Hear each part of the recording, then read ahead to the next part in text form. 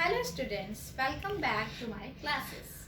Today in our class of BA third year, I will discuss about the play Long Day's Journey into Night, which is prescribed in your third paper. Okay, so kindly pay your attention. Long Day's Journey into Night, and this work is written by Eugene O'Neill.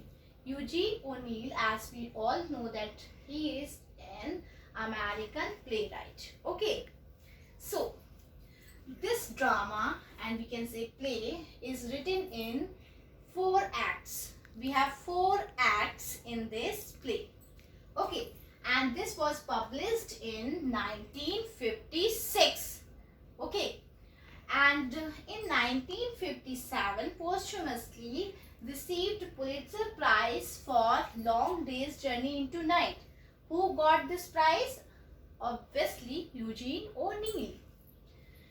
And this work is also semi-autobiographical because Eugene O'Neill has talked about his own life through this play. Okay, so here we have 4 main characters and 5 is also okay. We can say that we have 5 main characters in this play. First one is James Tyrone.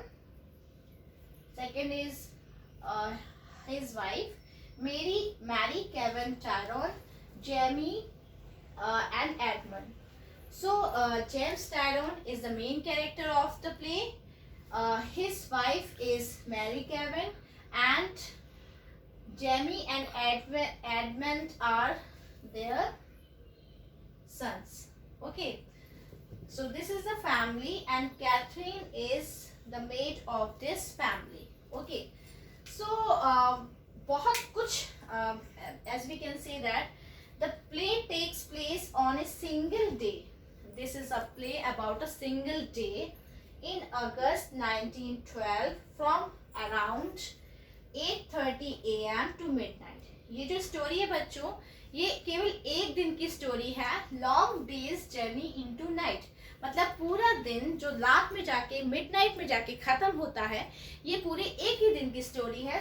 सुबह 8:30 बजे से लेकर के midnight तक की story है. Is that clear? I think it must be clear to all of you. और ये स्टोरी केवल एक फैमिली के 5 लोगों के बारे में है, जिसमें एक पिता है, एक माँ है, 2 बच्चे हैं उनके और एक मेड है. ऑब्वियसली मेड जो होती है हमारी, वो भी हमारी फैमिली का हिस्सा ही होती है, इसलिए मैंने इसमें केवल फैमिली की बात की है.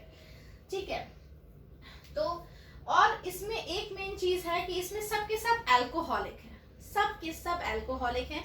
किसी न किसी तरह के ड्रग की इन लोगों को आवश्यकता पड़ती है, किसी न किसी तरह के नशे की इन लोगों को आवश्यकता पड़ती है. जैसे कि जेम्स टायरॉन भी अल्कोहलिक हैं. ये 65 इयर्स के हैं और ये एक एक्टर है और ये इनको एक्टर की वजह से शिफ्ट करता रहना पड़ता है. तो ये ज़्यादातर मोस्टली होटल्स में रहना पड़ता है इनको, जो कि मैरी केविन टायरॉन को बिल्कुल भी पसंद नहीं है. ये भी एडिक्टेड है मॉर्फिन की, जो एक प्रकार का ड्रग होता है. और लगभग 20 सालों से, जब से इनकी शादी हुई है तब से ये 20 सालों से ये हैं. तो सब लोग शादी के बाद ऑब्वियसली लेने लगी थी. एक टाइम के बाद जब इनको बहुत निराशा अपनी लाइफ में लगने लगी थी, उसके बाद लेने लगी थी. शादी से नहीं ले रही हैं. और ये भी 54 इयर्स की हैं. इनका पहला बेटा है, बड़ा बेटा जेमी, जो कि 33 इयर्स का है, जो अल्कोहलिक है. और एक वुमेनाइजर है, जो कि एक बहुत बैड क्वालिटी होती है किसी भी इंसान के अंदर. वुमेनाइजर है ये. और आई डोंट थिंक सो कि इस वर्ड को मुझे इलेबोरेट करने की आवश्यकता है इस प्लेटफॉर्म पर. ओके, एडमंड इनका दूसरा बेटा है, सबसे छोटा बेटा है. और एडमंड की ही स्टोरी यूजीन ओनील से मिलती जुलती है, जो कि वुड बी अ पोइट है. वो एक पोइट बनना चाहता है और उसको टीबी की बीमारी से वो ग्रसित है. 3 इयर्स का लड़का है ये. कैथरीन, जो कि मैंने पहले बताया इनकी मेज है. ठीक है, ये सारी चीजें मैंने बोर्ड पे ऑलरेडी लिख रखी हैं, आप देख सकते हैं इसको. ये सारे ही लोग, इवन कैथरीन भी अल्कोहलिक हैं, नशे की आदी हैं ये लोग.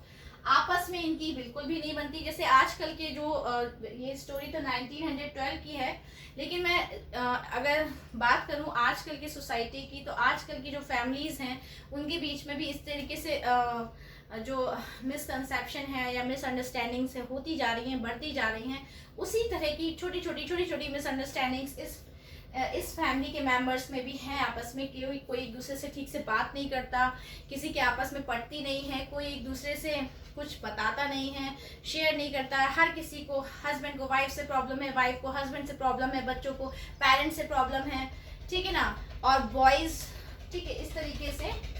तो जेम्स टायरोन जो है वो एक्टर की जो उनकी एक्टिंग की जो उनका प्रोफेशन था, ये इसको बहुत ज़्यादा परस्यू नहीं कर पाए क्योंकि इनको इसमें सफलता नहीं मिल रही थी, क्योंकि ये एक ऐसा क्षेत्र होता है जिसमें बहुत ज़्यादा काम करना पड़ता है।